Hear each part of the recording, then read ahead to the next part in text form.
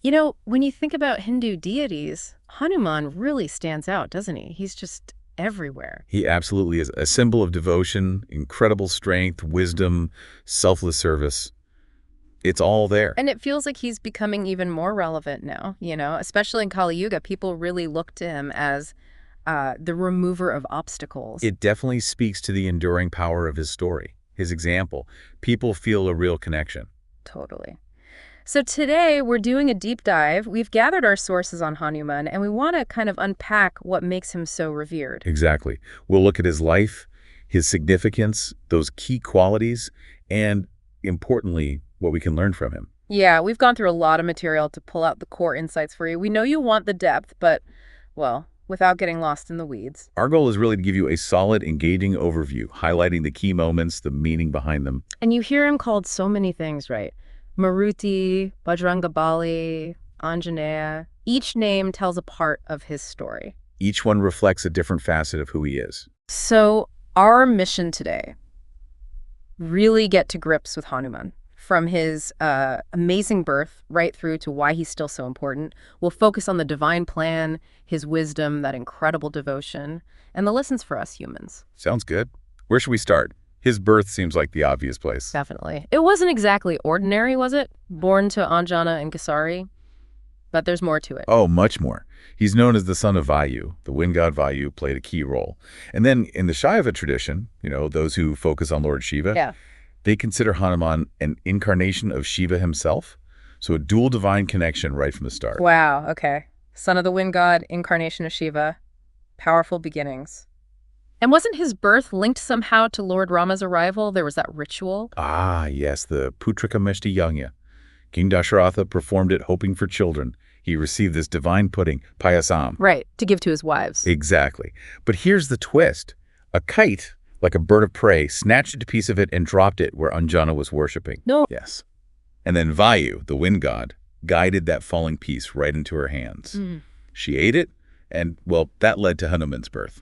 That's incredible. It's like cosmic destiny weaving his birth into Rama's story, a divine plan unfolding. Precisely. It connects everything. And you see this reflected in the different places claiming to be his birthplace, too. Oh, yeah. Where are they? Well, there's Anjanadri Hill at Tirumala, Anjaneri in Nasik, and another Anjanadri near Hempi. It shows how widespread his reverence is, geographically. That makes sense. Okay, so divine birth connected to Rama, but then there's that famous childhood story, the one about him trying to eat the sun. Ah, yes, a classic. It tells you so much about his innate power, even as a child. Yeah. He was hungry, saw the rising sun. I thought it was a fruit? Exactly, a big, ripe, red fruit. So with this sort of innocent determination, he just leaped up into the sky to grab it, not bothered by the heat or anything. Just amazing, a baby reaching for the sun. But that didn't go unnoticed, I assume. Not at all. Indra, the king of heaven, saw this and was understandably a bit alarmed. He struck Hanuman with his Vajrayuda, his thunderbolt weapon. Ouch! And that injured him. It did. It hit his jaw, causing him to fall. And that's actually where his name comes from. Hanu means jaw. So Hanuman is one with a prominent or, well, disfigured jaw. Fascinating origin for the name, but Vayu, his father, must have been furious. Absolutely livid. Seeing his son hurt like that. In his rage, Vayu withdrew all the air from the world. He swapped the wind. Completely. And the suffering was immense. Gods, humans, animals, everything started to collapse. Life itself was threatened. Wow. That's immense power and immense anger. How did they fix that? Lord Shiva had to step in. He revived Hanuman, healed him. Seeing his son okay, Vayu relented and let the air flow again. Balance was restored. So Shiva intervenes, Vayu calms down.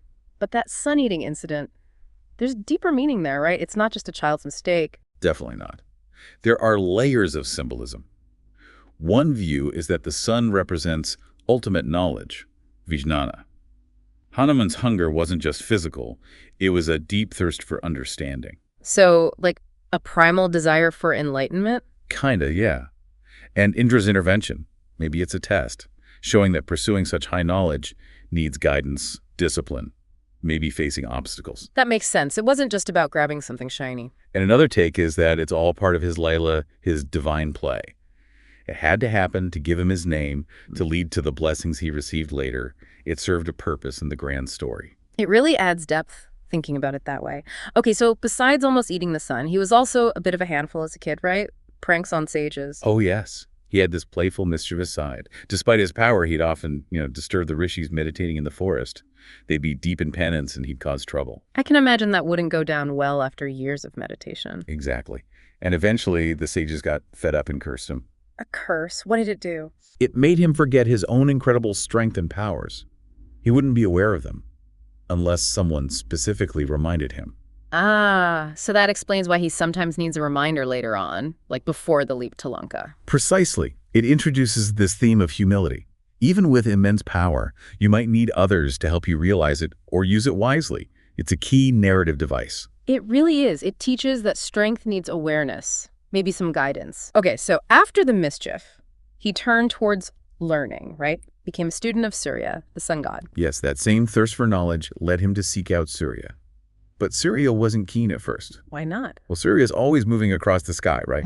He argued, how could Hanuman possibly learn from him with that constant motion? Good point. That Hanuman found a way, didn't he?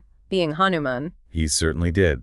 He proposed to fly alongside Surya's chariot, facing him constantly from sunrise to sunset, absorbing knowledge as they moved. That's incredible dedication, flying backwards to face the sun all day. Surya was impressed by his determination and agreed. And Hanuman learned everything, the 4 Vedas, the 6 philosophies or darshanas, the 64 arts, even the 108 occult mysteries of the tantras. A massive amount of knowledge. Wow. An unbelievable education. And isn't this where Surya Namaskar, the sun salutation, comes from? That's the tradition, yes. His constant posture facing the sun during his studies is said to be the origin of the Surya Namaskar practice. A nice link between learning, devotion, and practice. And when he finished, he insisted on giving Guru Dakshina, the traditional offering to a teacher. He did. Surya initially said just seeing his dedication was enough reward, but Hanuman insisted. So Surya asked him to look after his son, Sugriva. Ah, Sugriva. That's the link to the Ramayana, right? Exactly. Surya praised Hanuman's persistence and dharma, and this request sets the stage perfectly for his entry into Rama's story. Okay, so let's get into that. Rama's in exile, searching for Sita. He arrives in Kishkinda. Right. The final year of the 14-year exile. Rama and Lakshmana are desperately searching for Sita after Ravana abducted her. Their search leads them to Kishkinda. And that's where Sugriva is hiding out, afraid of his brother Vali. Precisely. Sugriva had been ousted from his kingdom by Vali. So when he sees Rama and Lakshmana, powerful warriors, he's suspicious. Thinks maybe Vali sent them. He asks his trusted minister, Hanuman, for advice. And Hanuman, ever the strategist, doesn't just walk up and say hello. Nope. He uses his intelligence. He approaches them, disguised as a wandering ascetic, a Brahmin, to kind of check them out first, understand their intentions. Smart move. Very cautious. What did he make of them? He was immediately struck by their noble bearing, their aura of righteousness. He sensed their divinity, recognized Rama as Vishnu's avatar. So he dropped the disguise, revealed himself, introduced himself as Sugriva's minister, and offered his service. Completely. And Rama's reaction? Was he impressed by Hanuman? Immensely. Rama noticed Hanuman's eloquence, his clear wisdom, his obvious knowledge, and the sincerity radiating from him. He saw this powerful, intelligent, devoted being and embraced him. That was the start of their incredible bond. A pivotal moment. And Hanuman then helps forge the alliance between Rama and Sugriva. Absolutely crucial. Sugriva needed Rama's help to defeat Vali and get his kingdom back. In return, he promised his entire army, the Vanaras, to help Rama find Sita. Hanuman facilitated this whole agreement. It was a game changer for Rama's quest. Okay, alliance formed. Now the massive task, finding Sita in Lanka. And this is where Hanuman takes center stage with that legendary leap. Yeah, this is the mission Rama entrusted to him. Find Sita on Ravana's island fortress across the vast ocean. It required unbelievable power, determination, faith, everything. And Hanuman, driven by his devotion, just went for it. The leap itself is epic. It really is. He grew huge, took this mighty jump, a total display of strength and commitment. But the journey wasn't smooth sailing. There were obstacles. Right, I remember Menaka Mountain tried to help him rest. Which he politely declined, staying focused. Then Sarasa, the mother of Nagas, tried to swallow him as a test. And Samika, the demoness who grabs shadows. Exactly. He had to overcome all of them. And how he did it showed not just his strength, but his quick thinking, his resourcefulness. He outsmarted them as much as overpowered them. He really adapted, didn't he? So he reaches Lanka. Now the search begins. Must have been daunting. Incredibly. He searched meticulously, finally finding Sita in the Ashokavatika, that garden within Ravana's palace. And how did he convince her he was genuine? He gave her Rama's ring, That was the proof. And he offered her comfort, hope, told her Rama was coming. A vital moment for her, and she gave him something in return. Yes, a jewel from her hair, Chudamani, to take back to Rama. Proof that he'd found her, a symbol of her faith. That whole mission, finding Sita, giving her hope, getting proof, was absolutely critical. Absolutely. But Hanuman wasn't just about strength and leaps. He was a key advisor, right? Wise counsel. Oh, definitely. Both Sugriva and Rama valued his insights. Remember when Vibhishana, Ravana's brother, came seeking refuge? Yeah, some were suspicious. Understandably. But it was Hanuman who argued strongly for accepting him, recognizing his inherent goodness and the strategic advantage. It showed his wisdom and compassion. That was a big call. And even his first meeting with Sita, how he approached her, that showed intelligence too, right? Building trust carefully. Exactly. He didn't just blunder in. He was tactful, careful. And then there's the burning of Lanka. Seems destructive, but strategically. It was more than just revenge, wasn't it? Much more. It was a massive psychological blow to Ravana, a demonstration of Rama's power arriving at his doorstep, a fiery warning. It demoralized the enemy. And didn't Rama trust his judgment implicitly, sending him ahead to check on Bharat later? Yes. When Rama was returning to Ayodhya after the exile, he sent Hanuman ahead to gauge Bharat's reaction, to see if he truly wanted Rama back on the throne. That shows incredible trust in Hanuman's perception and loyalty. Wow. Okay, and we can't talk about his service without mentioning the Sanjeevani incident, Lakshmana wounded. A critical moment in the war. Lakshmana is near death. The only cure is the mythical Sanjeevani herb from the Himalayas. Hanuman is dispatched immediately. Urgent mission. But he couldn't identify the specific herb when he got there. Right. Too many plants, time running out. So what does he do? He lifts the entire mountain. The entire Janagiri mountain. He just uproots it and flies back to Lanka with it. An unbelievable feat of strength, determination, and, well, problem solving. It saved Lakshmana's life. It perfectly shows his commitment, whatever it takes. And this leads right into that name, Sankat Mochan, remover of troubles. It sums him up perfectly, doesn't it? Finding Sita, burning Lanka, carrying the mountain, he's always the one stepping in during a crisis, removing the Sankat, the trouble. And other stories too, like freeing Rama and Lakshmana from Ahirvana in some versions. Exactly. He's consistently the troubleshooter, the rescuer. Yeah. And that's why Tulsidas wrote the Sankat Mochan Hanuman Ashta, that famous hymn praising him specifically as the reliever of afflictions.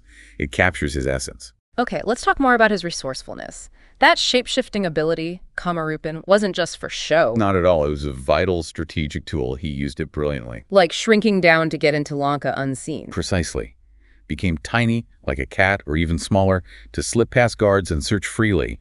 But then, when needed, he could become enormous, intimidating enemies, or making that leap possible. So, total control over his form to suit the situation. And that encounter with Sursa, the sea serpent, that was clever shape-shifting too. Oh, very clever. She kept expanding her mouth to swallow him. He matched her size initially, then suddenly shrunk tiny, flew right through her mouth and out before she could react. Fulfilled her test without a fight or delay. Huh. Outsmarted her completely. And even being captured and having his tail set on fire in Lanka, he turned that around. He absolutely did. They thought they were punishing him, humiliating him. Instead, he used his burning tail to set the whole city ablaze. Which, as you said, served as a warning, caused chaos. And crucially, it let him get a good look at Lanka's layout, its defenses, before he left. He turned humiliation into a strategic victory. Pure resourcefulness. Amazing. Now, his story doesn't end with the Ramayana. He appears in the Mahabharata, too, right? He does. As a Chiranjeevi, an immortal, he bridges the epics. His most famous appearance is his encounter with Bheema. Ah, yes, Bheema, the super-strong Pandava brother, finds an old monkey blocking his path. Exactly. During Pandava's exile, Bheema is looking for a special flower for Draupadi. He finds this old monkey lying with its tail across the path. Bheema, proud of his strength, tells the monkey to move its tail. And the monkey? The monkey, Hanuman in disguise, says he's too old and weak, asks Bheema to just lift it himself. Bheema tries, and can't budge it. Not even an inch. Imagine Bheema's shock. The mighty Bheema stumped by an old monkey's tail. It was a huge lesson in humility for him. He realized this was no ordinary monkey, ask who he is. Hanuman reveals his true glorious form and tells Bheema they are brothers, both sons of Vayu, the wind god. Wow. A humbling encounter and a family reunion, sort of. What was the takeaway for Bheema? That true strength isn't just physical power, and pride can blind you. It was a profound lesson. And Hanuman offered the Pandavas his protection, too. Yes, he blessed Bheema and his brothers and promised to be present on Arjuna's chariot flag, the Kapinwaja, during the Kurukshetra war, offering protection. It shows his enduring presence and connection across the ages. That's a powerful image, him on the flag. Okay, switching gears slightly, what about his connection to the poet Saint Tulsidas? Ah, yes. There's a strong tradition, especially around Varanasi, of Tulsidas having direct encounters with Hanuman. Really? Like face to face? That's the belief. Sometimes Hanuman appeared in disguise, maybe as a leper. Legends say a ghost, a preda that Tulsidas had helped, actually facilitated these meetings. A ghost helper. Interesting. And the Sankat Mochan temple in Varanasi is tied to this? Yes, it's believed to be the very spot where Tulsidas had a significant darshan, a vision or meeting with Hanuman. And didn't Hanuman guide Tulsidas towards seeing Rama? He did.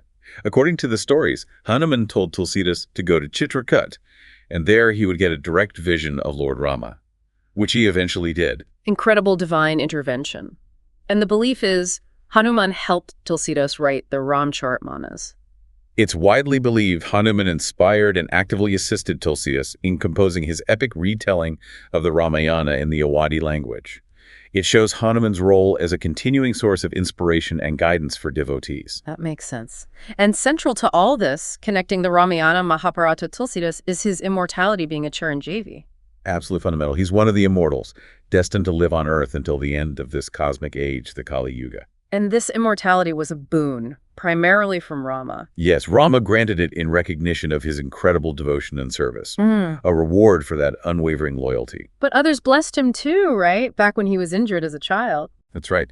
After the incident with Indra, many major deities, Brahma, Shiva, Indra himself, Surya, Varuna, Agni, Yama, Kubera, Vayu, all gave him boons, including longevity and invincibility. So his immortality is multifaceted. A confluence of divine blessings, and it's this eternal status that allows him to appear in the Mahabharata centuries later. Exactly. It links the different yugas, the different ages. Yeah. And the belief isn't just that he lived long ago, but that he's still here, on Earth. Still present. Yes, still serving Rama in his various forms, like Krishna, and available to help devotees who sincerely call on him. That's a really comforting thought for people. And isn't there a saying that he's present wherever Rama's name is sung? Yatra raghunatha kirtanam katra tetra krita mastakanjalim. Wherever Rama's glories are sung, Hanuman is there with tears in his eyes and folded hands. It's a core belief. Beautiful. And especially in Kali Yuga, he's seen as very accessible. Yes, almost like the go-to deity for this challenging age. Easy to please, quick to respond to sincere devotion. His presence offers hope and strength. Okay, let's touch on his interactions with Lord Krishna. We mentioned him being on Arjuna's flag, but were there direct meetings too? Well, the flag is the main Mahabharata connection. But later traditions and stories do describe direct meetings. There's one where Krishna summons Hanuman and Arjuna to Dwarka, partly to address Arjuna's pride. Ah, pride again. How did that play out? Was this related to the bridge to Lanka? Yes, that's a popular one. Arjuna supposedly questions why Rama, a great archer, needed monkeys to build the bridge when he could have built one with arrows. Okay, so Krishna sets up a challenge. Sort of. Arjuna builds an arrow bridge. Hanuman, disguised as a small monkey, challenges its strength and easily breaks it just by stepping on it. Krishna then reveals himself, explaining the value of both Arjuna's skill and Hanuman's strength and devotion. It highlights different kinds of power. Another humbling lesson for Arjuna. And some stories just have Hanuman recognizing Krishna as another form of Rama, right? Offering devotion. Exactly. These stories reinforce the idea of Vishnu's avatars being connected and Hanuman's unwavering loyalty to that divine principle, no matter the form. They might not be in the oldest texts, but they're important devotionally. Makes sense. Now, let's dive into the absolute core of Hanuman. His bhakti, his devotion. Especially Dasya Bhakti. This is really it. His relationship with Rama is the ultimate example of bhakti in Hinduism. Yeah. Everything he does flows from this intense, selfless love and devotion. That phrase he uses, Dasoham Kosalendrasya. I am the servant of the Lord of Kosala. It perfectly captures his attitude. Complete surrender, finding joy in service, not seeking anything for himself. And that incredible image tearing open his chest. To show Rama and Sita literally residing in his heart. It's the ultimate visual metaphor for total devotion, the devotee and the divine being inseparable. All his actions, the search for Sita, the leap, the battles, they're all fueled by this pure love. It's bhakti yoga in action, and specifically, Dasya Bhakti, the path of the servant. Yes, one of the 9 forms of devotion. It's about cultivating the feeling, the bhava, of being the Lord's servant, finding complete fulfillment in serving the Master's wishes, humbly, joyfully. Hanuman is Dasya Bhakti embodied. He didn't even want moksha, liberation, right? He just wanted to serve Rama. An incredible detail. When offered the ultimate goal, he chose continued service at Rama's feet. It shows the depth of his love and the power of selfless service as a spiritual path in itself. So circling back to his immortality, his Chiranjeevi status, it's fundamentally tied to this devotion. Absolutely. Rama granted it because of this unparalleled devotion and service. That, combined with the other boons and his divine nature, ensures his eternal presence. It's a testament to the power of bhakti. And, as we said, a source of hope, knowing he's still around, ready to help those who remember Rama. It's a very powerful and comforting belief. It makes the divine feel accessible, present, not just a story from long ago. Divine grace is always available through him. Okay, so summing up the essence of Hanuman, what are the key lessons we can take away for our own lives today? Oh, so many. His unwavering devotion teaches us about loyalty, commitment, his humility despite his incredible strength. That's a huge lesson in staying grounded. Definitely need more of that. And his selflessness, his courage. Absolutely. Facing danger without fear, always putting others first, his discipline, his focus on the mission, his innate desire to serve Sevapav, these are all qualities we can aspire to. And his determination, facing impossible tasks like crossing the ocean or lifting a mountain and just doing it. Plus, his faith in Rama. Unshakable faith, that's key. Yeah. Also, his respect for teachers, his truthfulness, his integrity, his compassion, even his detachment from rewards and his positive energy. It's a whole package. It really is, like a blueprint for ethical and spiritual living. So how do people connect with him today? What are the worship practices? It starts with sincere devotion, concentration. Some observe celibacy, especially on Tuesdays or Saturdays, which are considered special days for Hanuman. And reciting the Hanuman Chalisa is huge, right? Extremely popular and considered very powerful. Visiting temples, offering flowers like jasmine, incense, a lamp or diya, sweets like laddus. These are common ways to show reverence. Chanting mantras, too, like Om Shri Hanumate Nama. Yes, that main mantra or the Bij mantra or others. Yeah. And respecting Rama and Sita is always central to worshiping Hanuman. Maybe following a sattvic, pure diet, but ultimately... It's the sincerity. Exactly. Purity of heart, genuine devotion, faith, that's what matters most in connecting with him. Right. And finally, let's touch on his powers, the Siddhi and everything else. He had incredible abilities. He did. He's often associated with the Ashta Siddhis, the 8 major supernatural powers. But the key thing is, he only ever used them in service to Rama, never for himself. Okay, what are some of those Siddhis? Well, there's Anima becoming tiny, like when he entered Lanka. Mahima becoming huge, like when he showed his cosmic form or leaped the ocean. Lagima becoming weightless, essential for flying. And the others? Garima, Prapti? Garima is becoming infinitely heavy. Prapti is accessing any place. Brahmya is fulfilling any desire. Ishita is lordship. And Vashita is control over others. While we might not have specific stories for all of these in the main narrative, they're considered part of his divine arsenal. And the Nava Nidhis, the 9 treasures. Mentioned as well, indicating his spiritual wealth and power, though less detailed in terms of specific actions. But beyond those formal lists, he had other amazing powers too. Oh, absolutely. Effortless flight or sky traversal, that incredible shape-shifting, immortality, of course, unmatched strength lifting mountains, mastery in warfare. He was knowledgeable in music and singing, too, though it's less emphasized. Plus his deep Vedic knowledge, his oratory skills. Yes, multilingualism, great speaker. Supreme devotion itself is a power. The ability to heal or facilitate healing, like with the Sanjavani. Blessing others with courage and strength, and just incredible intelligence and wisdom. He really is the complete package, a synthesis of divine power and ideal human virtue. Perfectly put. His role in the Ramayana is undeniable. But his relevance continues today. It's deeply felt. That unwavering devotion to Rama, the Dasya Bhakti, it's just timeless inspiration. And knowing he's a Chiranjeevi, still present. It offers immense comfort and hope. His life is a constant guide for how to live ethically, spiritually. He's this incredible source of strength, courage, wisdom, grace, an eternal testament to devotion and service. So maybe a final thought for everyone listening. Think about just one of Hanuman's qualities. Maybe selfless service, maybe that unwavering determination, maybe just deeper devotion. How could bringing even a little of that into your own life change how you face challenges or connect you to something bigger? That's a powerful reflection to end on. Food for thought, definitely.